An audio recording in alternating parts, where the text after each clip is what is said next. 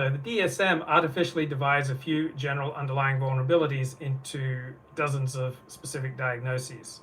And you can't advertise a drug, a pharmaceutical drug, according to the FDA, according to its 1962 ruling, unless you're applying it to a specific diagnosis. So that's why the DSM has all these different diagnoses to allow pharmaceutical companies to advertise for this specific diagnosis. But for example, drugs for depression, SRIs for depression, they work even better for anxiety, but you can't advertise them for anxiety. You can only advertise them for depression. So we have no genetic evidence for the inheritance of specific mental health disorders over and above the inheritance of general liabilities to broad tendencies towards neuroticism, psychosis, externalization. So we have these broad susceptibilities to a whole host of mental disorders. And then certain cultural and personal contexts will have a huge role whether or not these predispositions become evident or stay latent.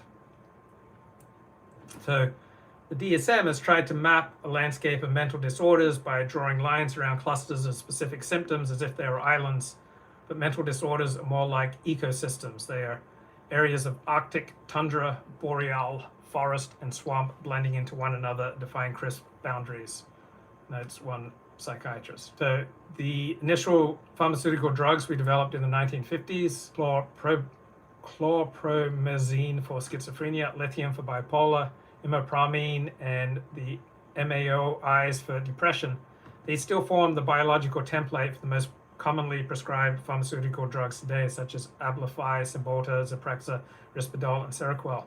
And despite all the hyperbole that surrounds the promotion of these new medications, we have no evidence that they work any better than these 1950s medications. My life was changed by taking an MAOI inhibitor, the MAO inhibitor, Nardil. In 1993, I was bedridden. I got on Nardil. I started getting better immediately.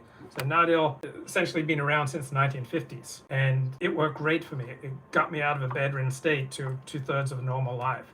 So all these new pharmaceuticals that we have, such as Abilify, Cymbalta, Zyprexa, Risperdal, and Seroquel, there's no evidence that they're any better than the 1950s drugs, but because the patents expired on the 1950s drugs, pharmaceutical companies have to rejigger them a little bit so that they can patent and then promote them so that doctors will prescribe them. Our current drugs for the treatment of psychosis, they're no better than the drugs we had in the 1950s. So we've had 60 years after the discovery of antidepressant medications. We don't know how they work, and the medications we have now are no more effective than the ones we had 50, 60 years ago. So we've had more than 60 different types of antipsychotic drugs enter the marketplace since the 1950s. None show greater efficacy than the initial antipsychotics. Lithium has been widely employed since the 1950s. It's now less likely to be prescribed than recent, far more costly medications, but lithium is still the best. It is the unsurpassed mood-stabilizing drug for treating bipolar conditions.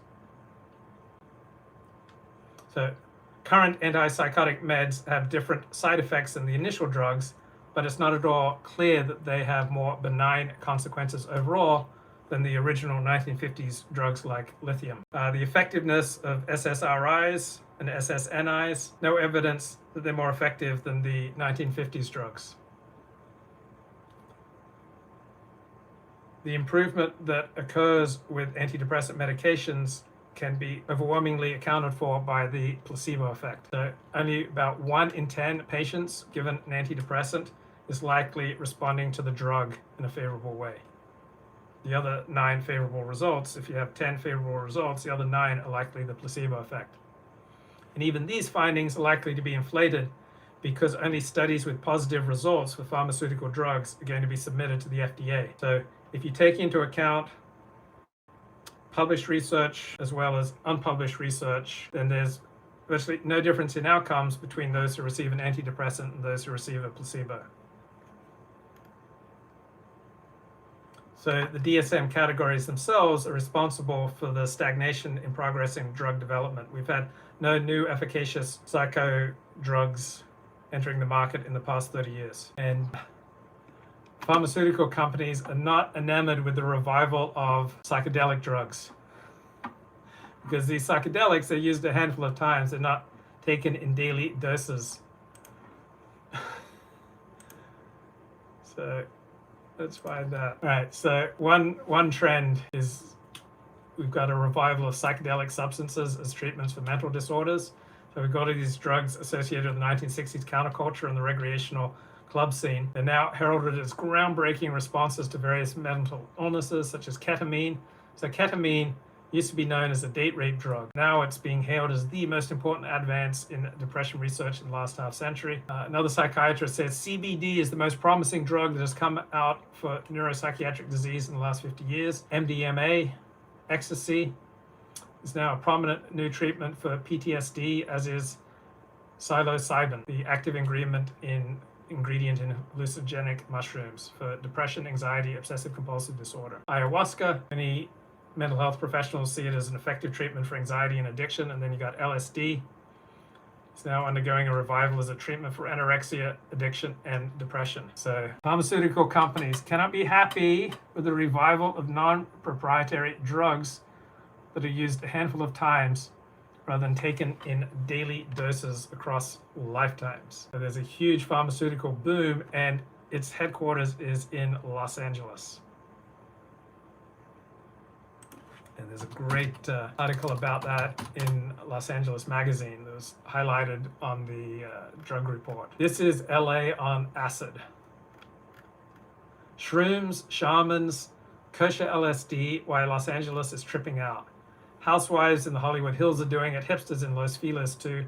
LA has become ground zero for a new hallucinogenic boom, with ayahuasca ceremonies now as common as barbecues. Is microdosing shrooms really the answer to what ails us?